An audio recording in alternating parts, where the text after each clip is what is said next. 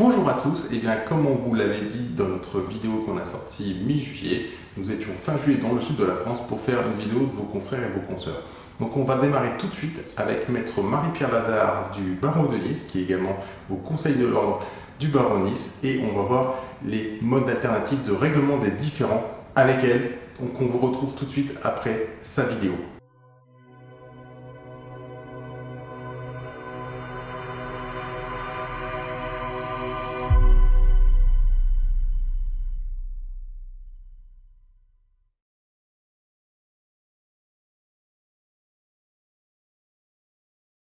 Ah, ça c'est une question très intéressante. Alors, les MARD, ça s'appelle, comme vous avez dit, les modes alternatifs de règlement des différends.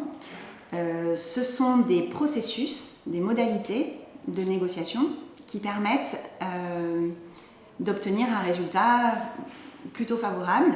Alors, sur certaines questions du dossier ou idéalement sur tout. Et pour moi, c'est une vraie boîte à outils, c'est-à-dire je me suis formée dans tous les différents modes alternatifs de règlement. Ceux que j'utilise au quotidien, il y en a 3. C'est le droit collaboratif, enfin au quotidien non, c'est pas vrai, parce qu'il n'y a pas beaucoup d'avocats qui sont formés en droit collaboratif et malheureusement on ne peut pas tellement le proposer, mais j'exerce quand même en droit collaboratif. Surtout la négociation raisonnée versus la négociation classique. La différence, c'est qu'en négociation classique, le client A veut, par exemple, la garde alternée, le client B veut la résidence habituelle de l'enfant.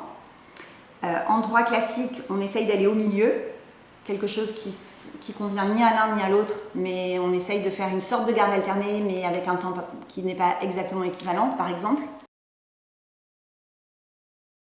En négociation raisonnée, à 360 degrés, en arborescence, on réfléchit à tout ce qu'on pourrait imaginer, auquel on n'a pas pensé avant. Et du coup, mais qui remplit les besoins des deux qu'on est allé rechercher. Pourquoi vous voulez la garde alternée? Alors qu'en égo classique, vous voulez la garde alternée, c'est un postulat, point. Là, on va dire pourquoi. Qu'est-ce que vous voulez? En fait, vous ne voulez pas payer de pension alimentaire? Est-ce que vous voulez juste l'embêter? Est-ce que vous voulez vous investir? Est-ce que, voilà. Et une fois qu'on a cherché les raisons, on peut imaginer des solutions auxquelles les gens n'ont pas pensé seuls, parce qu'on est 4 à réfléchir, en fait. Et là, on trouve la solution qui convient à tout le monde. Par exemple, la mère, ce qu'elle ne voulait pas, c'est que l'enfant dorme chez le père parce qu'elle n'a pas confiance. Et on va lui dire au père, vous êtes disponible parce que vous ne travaillez pas l'après-midi. Tous les jours, vous allez chercher l'enfant à l'école, vous passez l'après-midi avec lui, vous le ramenez chez la maman. Ce n'est pas une garde alternée, mais c'est une garde alternée parce que tous les jours, vous voyez votre enfant. Vous voyez, c'est ce genre de solution. Alors, il faut être très créatif.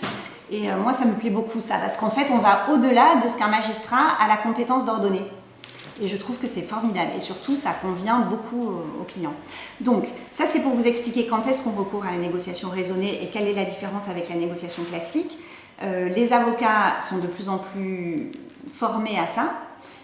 On peut, en amont d'un rendez-vous, faire un briefing avec le confrère en disant, voilà, les méthodes, c'est ça, est-ce que vous les connaissez ou pas? Est-ce que vous voulez qu'on utilise celle-ci ou pas? Enfin, moi, je suis extrêmement souple avec ça. Le troisième mode alternatif de règlement des différends, c'est la médiation. Alors, on fait appel à un tiers. Et donc, on n'est pas seulement 4, comme en négociation raisonnée, les 2 clients, les 2 avocats, ou comme en droit collaboratif. Il y a cette 5e personne, qui est le médiateur, qui est quelqu'un de complètement neutre, qui ne donne pas d'avis, qui ne fait que poser des questions de manière neutre. Ça aide à avoir une sorte de référent dans les dossiers où les gens sont en mode très conflictuel. C'est plus confortable parfois pour les avocats qui assistent les clients, parce que la médiation peut se faire sans avocat ou avec avocat. Avec avocat, l'avantage, c'est que les clients sont plus en confiance de connaître et de comprendre les tenants, les aboutissants de ce à quoi ils s'engagent, en fait. Et nous, on peut apporter, parce que le médiateur ne peut se mêler de rien, notre pierre à l'édifice.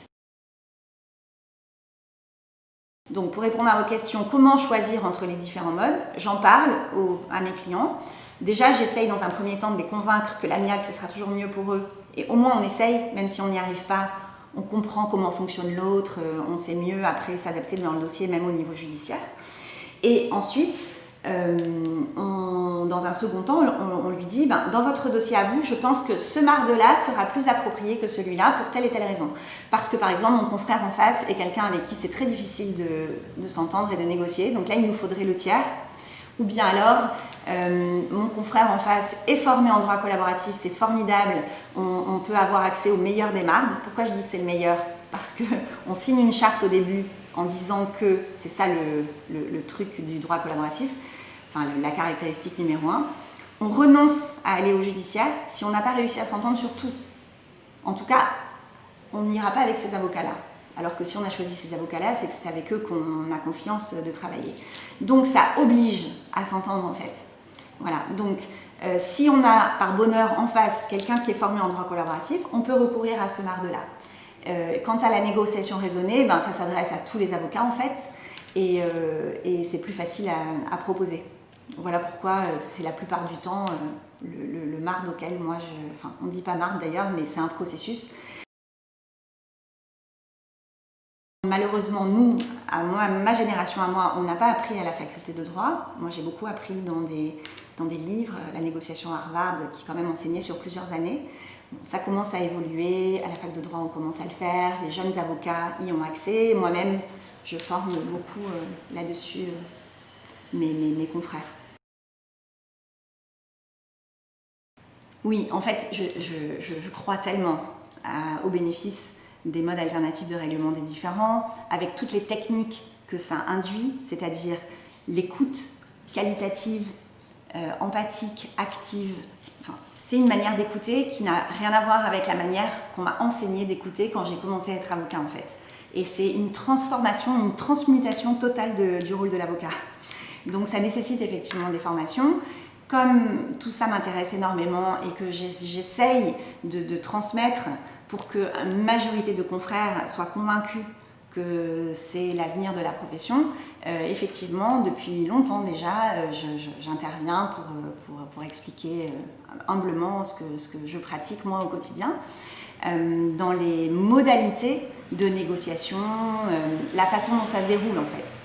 Le processus, parce qu'il y a certains trucs à savoir et à mettre en application qui font que le tapis rouge se déroule très facilement après pour trouver des solutions.